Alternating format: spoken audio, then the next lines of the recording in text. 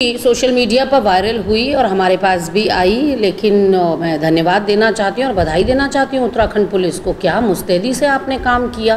पहले तो राष्ट्रीय स्वयं सेवक संघ को देखिए ना, आपकी विधानसभा की नियुक्तियों में भी युद्धवीर यादव का नाम आया था। 3 लोगों की नियुक्ति विधानसभा में युद्धवीर यादव के द्वारा करवाई गई है, लेकिन उस वक्त शायद राष्ट्रीय स्वयं सेवक संघ सो रहा था।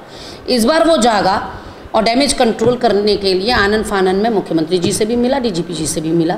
4 से 5 बजे जो है डीजीपी साहब से वो मिलते हैं, एफआईआर दर्ज हो जाती है आनन फानन में।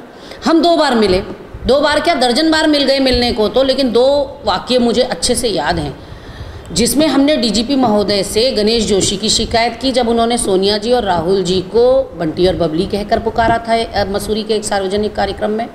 दूसरा प्रकरण है जब इनके राष्ट्रीय पदाधिकारी भाजपा के तेजेंद्र पाल बग्गा ने माननीय हरीश रावत जी जो पूर्व मुख्यमंत्री हैं उनको फोटोशॉप करके मुसलमान का जामा पहनाया और हरीशुद्दीन करके उनकी मानहानि करी।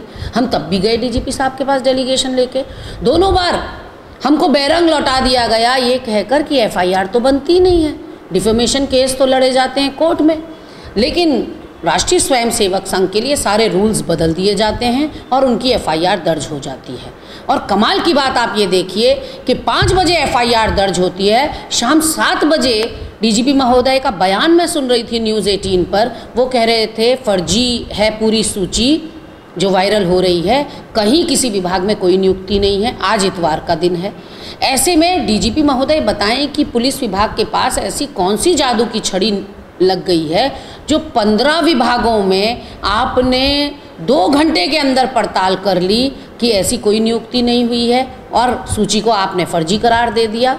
उसके बाद मैं आज बयान पढ़ रही थी जिन बयानों में इस प्रदेश में एक भय का माहौल व्याप्त करने की कोशिश की जा रही है और ये कहा जा रहा है इस प्रदेश के नागरिकों से कि जिन लोगों ने युद्धवीर यादव की सूची वायरल की है, अपलोड करी है सोशल मीडिया पर, उसके बारे में अपने विचार रखें, सबको नापा जाएगा। क्यों भाई, पहली सूची वायरल हुई है क्या?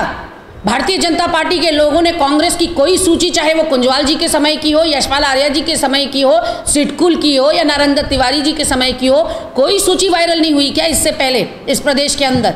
जो सारी मुस्तैदी इसी केस में दिखाएंगे आप। आरएसएस की पूंछ में हमने पांव क्या रखा कि बिलबिला गया पूरा पुलिस प्रशासन। यार्ड स्टिक 2 कैसे हो सकते हैं और आप जनता को कैसे डांट सकते हैं? हमको भी साइबर लॉ पता है कि आप उसको नाप सकते हैं जिसने लिस्ट बनाई है, जिसने एडिट करी है, जिसने टाइप की है, जिसने इनिशिएट की है। और आज टेक्नोलॉजी का जो ज़माना आ गया है माननीय राजीव गांधी जी की वजह से, उसमें ये काम कोई बहुत मुश्किल भी नहीं है।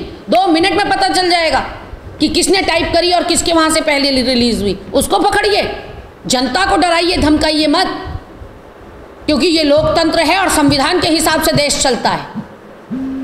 पार्टी बनने की कोशिश मत करिए, मैं साफ तौर पर कहना चाहती हूँ, क्योंकि हमने अपने सामने पक्षपात होते हुए देखा। हमने मुस्तैदी देखी आरएसएस की, हमने मुस्तैदी देखी पुलिस विभाग की, और किसी केस में इतनी मुस्तैदी नहीं है। वहाँ अल्मोड़ा जिले के एक अनुसूचित जाति के लड़के को अंतरजातीय विवाह करने पर 15 दिन के अंदर मार दिया जाता है, आज तक एक गिरफ्तारी नहीं होती। सो रहा है पुलिस प्रशासन बाकी सारे मामलों के लिए, लेकिन आरएसएस के लिए ये रात भर काम करने के लिए तैयार रहते हैं। इन्होंने इतनी जल्दी पता भी कर लिया कि 70-80 नियुक्तियों की जो सूची वायरल हो रही है वो फर्जी है। पुष्टि करके दिखाएंगे आपको।